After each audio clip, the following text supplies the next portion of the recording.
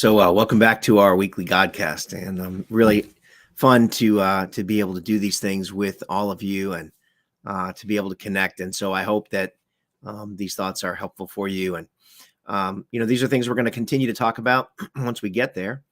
But today I wanted to do a little bit more reflecting on just the importance of memory, right? That God asking us to remember things. And so let me give you a little bit of a setup here for this. This past weekend, yesterday, in fact, I did the funeral for my friend Michael Richard Acker. And Mike and I have been friends for about 14, 15 years. Michael served in the U.S. Army, was in intelligence and other things like that. And about a year ago, developed ALS, Lou Gehrig's disease, sometimes it's called, and died very quickly, actually, of that. And so we did a celebration of life for Michael yesterday. And, I have done a number of memorials and funerals and intend to do several each year. And I'm always struck by how much memory is a part of those things, right? That there's almost always, a film or photographs, of the life of the individual. There are oftentimes colors and foods and music and all kinds of different things that are emblems of the impact of that individual's life, and they call to memory, right? Better times. They call to memory special remembrances that we have of that individual. And of course, for Mike's funeral, that was no exception. There was a lot of that. I started thinking about the power of memory and how connected memory is to the remembrance of loved ones, and or rather to the loss of loved ones. And I was wondering why is it that it seems like, for many of us that it's only in a time of loss where we sort of slow down or stop all other activity and we begin to consider our interactions with another person, or we begin to recall or recollect times of great grief or sorrow with them, times of humor, memories, things that we did together, whether it was a song that we had in common or an activity that we did, or perhaps some kind of crazy scheme or adventure. But all of these things that to bring these powerful memories to mind, we have to stop what we're doing and allow ourselves to consider those things. And so, Jean and I were knocking this idea around a little bit this morning, just before we had our prayer time. And, we got into the topic of, why do you think it's always easier to remember the negative than it is the positive?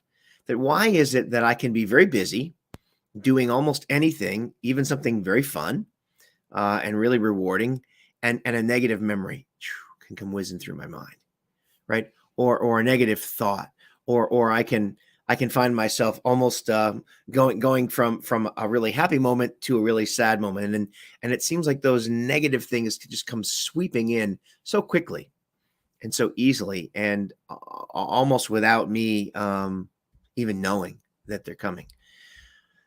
But a good thought, a positive memory, something that's encouraging, something that's uplifting, it seems to take a more deliberate kind of thought to have those in my mind.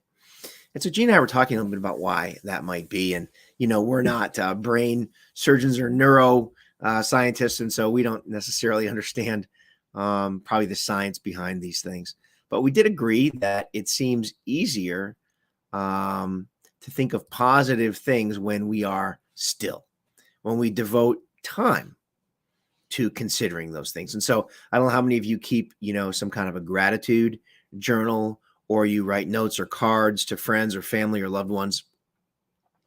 These are habits that Jean and I have, especially at different times in our life, and for many years of my life, I was a writer. I was a card writer. I would write notes. I would write cards. And there's something about stopping and sitting down, and you pull out the actual pen. So for those of you who are under 20, pens are those things that have ink inside of them, and you press them across a piece of paper and a line comes out on them, right? These are actually physical things that happen. so you can write.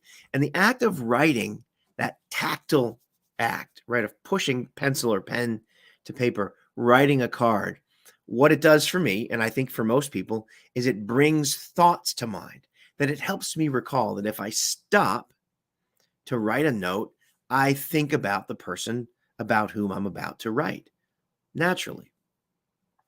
Well, in Scripture, God actually gives us a command to do this very thing, and it's in Deuteronomy chapter 5. And this is the text where God commands the Israelites to remember the Sabbath.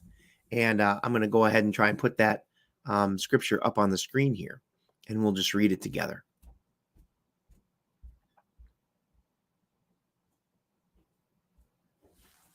So did you notice that as we read that passage, it talks about the importance of the Sabbath and keeping the Sabbath and remembering the Sabbath? And then what God says is you observe it by keeping, and you don't do regular work. 6 days, he says, you're going to labor and do your work. But then on the seventh day, that's a Sabbath to the Lord. And on this, you're not supposed to do any regular work. That the idea was to cease from the normal activities of your life, the normal activities of your business, to slow, to stop, to kind of hit the pause button, right? And did you ever wonder why that is? That what was it that God was wanting them to do with that time? You go, oh, well, that was their worship time, and that was when they went to synagogue and temple. And actually, it wasn't. The Sabbath was a time when they just gathered as a family, almost always in their homes, and they had a meal. And there were specific scripture readings and recitations. And of course, the different seasons had different kinds of Sabbaths. But essentially, you were to stop doing the things that kept you busy and just be with the people that you most enjoyed. Now, what's very interesting is at the end of this passage, God says, remember that you were slaves in Egypt, and that I brought you out of there with a mighty hand. Therefore, I've commanded you to observe the Sabbath day. Now, this is interesting, right? That God says that one of the reasons he's created the Sabbath is so that they would remember that they had once been slaves. And so somehow the memory of their freedom was attached to this being still. That God wanted them to stop running around and doing the things that they were normally to do, to stop their daily routines, to get with the people that were closest to them, and just remember that they had been rescued from slavery. And it's interesting that this moment happens in a moment of rest, in a moment of ceasing from things, in a moment of quietness, out of the routine. And it seems to me that God is asking them to be deliberate about this, to recall specifically the most powerful event in their lives, their redemption from a life of slavery. And they did that in a moment of solitude. Brothers and sisters, I want to just encourage us to think about our own habits and patterns. Do we make time for God? Do we make time to just be still? Do we stop from our daily busyness long enough to remember God, to remember to thank God, to remember something that God has done for us, a blessing that we have because of God, to remember what it's like to be free from sin, to remember what our life used to be like before we knew God.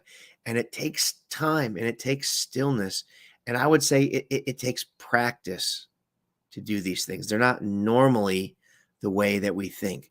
I typically will just let my life run right by.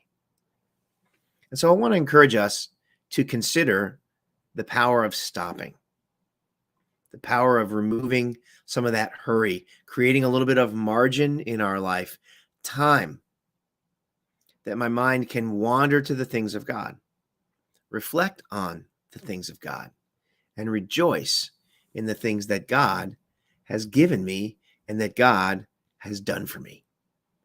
Thanks so much for joining us, and we'll see you next week on The God